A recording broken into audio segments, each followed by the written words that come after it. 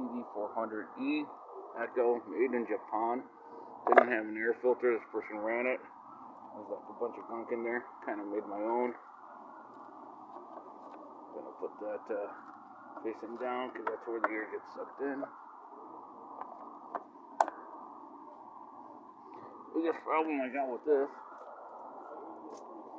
little rubber thing is all cracked up. As you can see, over here. Got an old inner tube from a radial tire. This is the outside of the tube, this is the inside. Cleaned everything with the acetone. Probably should clean it a little bit more because I can see it a little bit there. I'm going to pause it, get some more acetone on this rag and clean. Yeah, alright, acetone, cleaned it. It's not coming off. This is a Polish Partizanka fix. Wow, so much for cleaning that, huh?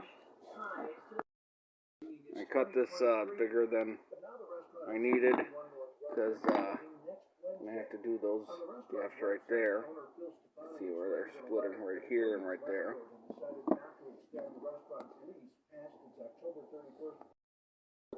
Douse both ends and put one on top of the other. You have to let this stuff cure.